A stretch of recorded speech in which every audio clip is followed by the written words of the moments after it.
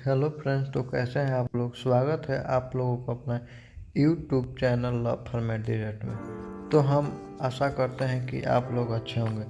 तो हम शुरू करते हैं एक नए मेडिसिन से जिसका नाम है एलेक्सिर, जो कि यह शुगर फ्री है। तो आइए आज हम जानते हैं इसके बारे में। तो यह सिरप कफ और नाक बंद एवं सर्दी में यूज किया जाता है। तो आइए इसका साल्ट जानते हैं कि कौन कौन सी साल्ट कितनी मात्रा में है।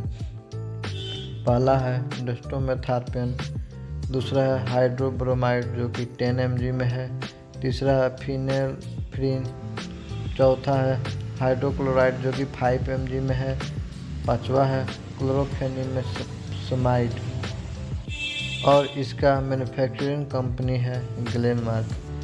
इसका टेम्परेचर है 30 डिग्री सेल्सियस। इसे धूप में न रखें और ना फ्रिज में।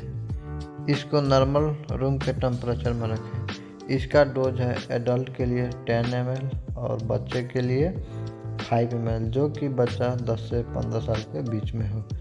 और यह सिरप डायबिटीज पेशेंट के लिए है और यह 100 ml में आता है। इसका प्राइस की बात करते हैं तो यह 100 रुपया से 150 रुपये के बीच में आता है।